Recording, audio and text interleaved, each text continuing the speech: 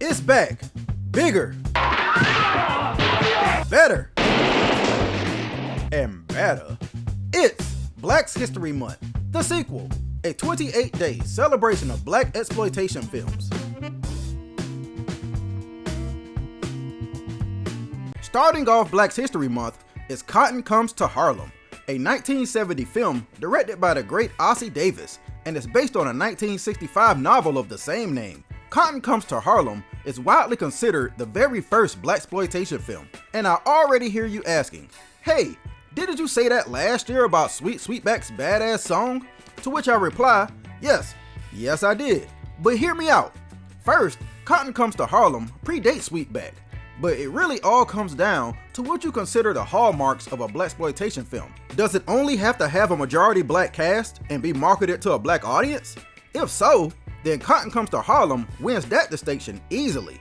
However, I think most people prefer to give it to Sweet Sweetback just based on the fact that it has most of the themes associated with the genre: violence, gratuitous sex, nudity, an original soundtrack, and most importantly, a tiny budget of only $150,000 compared to Coffin Comes to Harlem's budget of $1.2 million.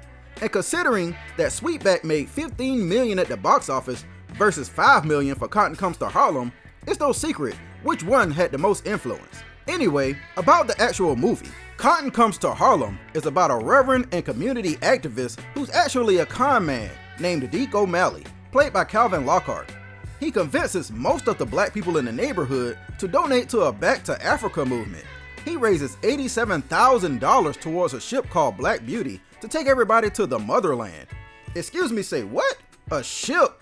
I'm guessing he's trying to give people that authentic Middle Passage experience, but for that amount of money, I think we can upgrade that to at least a Spirit Airlines ticket. The fundraising rally is robbed by men in masks and full body outfits, and it's up to two detectives, Gravedigger Jones, played by Godfrey Cambridge, and Coffin Ed Johnson, played by Raymond St. Jacques, to figure out what happened and recover the stolen money.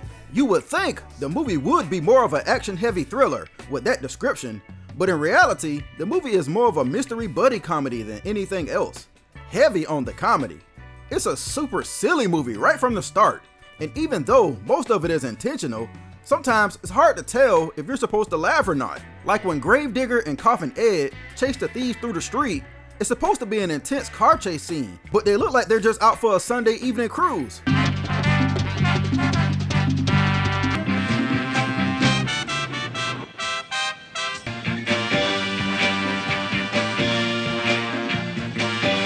At least pretend like it's dangerous. Then there's these scenes.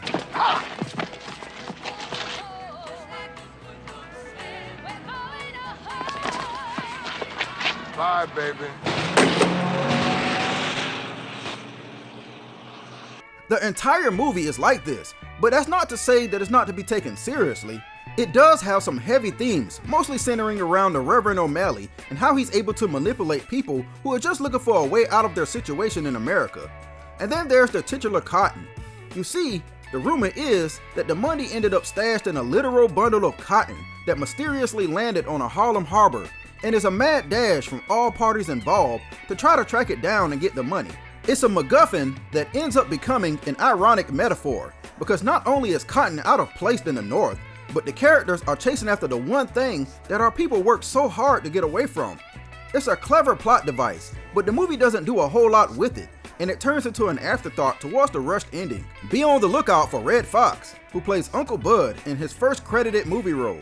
He's hilarious here, but doesn't get a lot of screen time. Coffin Comes to Harlem is a really good movie, even if it doesn't completely stick to one genre.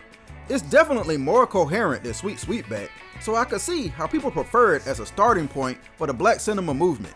You definitely want to go into it thinking it's a comedy, so as not to be disappointed in the fact that it lacks in other areas. The movie had a sequel called Come Back Charleston Blue, but Ossie Davis didn't return to direct it, and it wasn't as well received as Coffin Comes to Harlem. Overall, I would say that Coffin Comes to Harlem is a very good movie and a nice complimentary movie to Sweet Sweetback. Just like the good Reverend O'Malley, they both prove that as long as you deliver a relatable story, it's easy to sell to an audience.